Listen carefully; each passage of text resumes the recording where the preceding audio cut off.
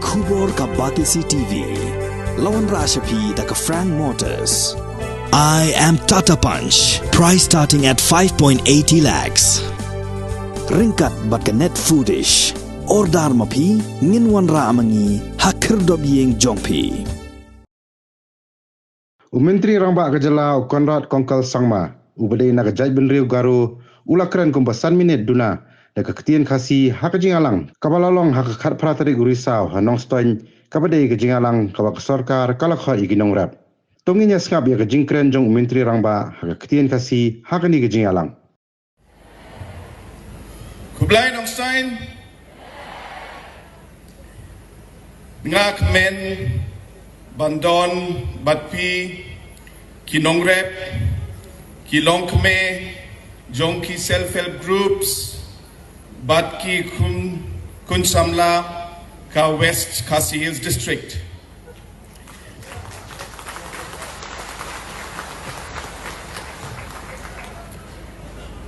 Ka Sorkar NPP, Kade Ka Sorkar Jongpi, Bat Ngin Yaibo Yapi Ningkong. Ha West Khasi Hills Khatinriu Hajar Laispa Saupo Hinriu Tili Hilong Yeng Nongrep Kibahap Hapo Shi Hajar Shispa Saupo Hinriu Tili Ki Producer Group Kilayo Ling Mintoy Naka Focus Ni La Airu Mar Shi Hajar Tinka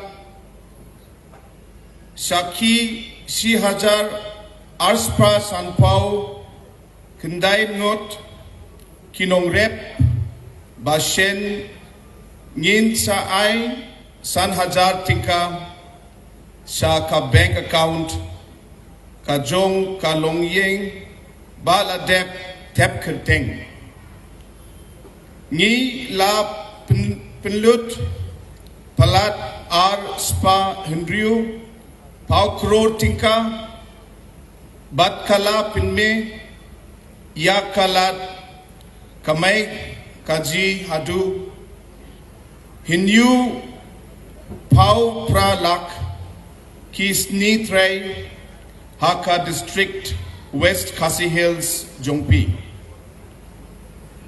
Nga das snow Kmen Shisa Ban Yasam Yaminta Kumba Shispa % Kishnong Ha West Khasi Hills Ha Nongstoin Bad Motion Route Kiladon Hapo Ka Self-Help Group Program Na pra pau laitila ki self-help group ha usnem ar hajar khatpra ngila punkiu sha si hajar sanspa sanpau kendai tili ki self-help group tangha Nongstoin marway na si hajar kilongyeng Bayo Jin Mentoy Ha Ar Hajar Khatpra Minta Kumba Khatsan Hajar Tili Kilong Yeng Kil Layo Jin Mentoy Nakane Ka Program Hakine South Name Ngi La Ai Prakror Ka Fund Shaki Self-Help Group Batki VO Ki Layo Palat Lai Pau San Kror Tingka Hakane Ka District Ngi La Dep Pinchna Lai Hajar Lai Spa Hendriu Pau Kundai Tiliki yang Yaki Brew Jongni Hakne Ki Sausnem Balala Ha West Khasi Hills Hapo ka PMAY scheme.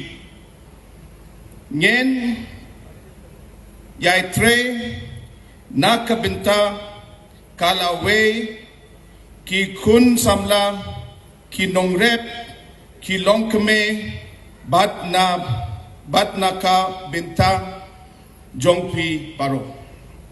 Kublai shibun.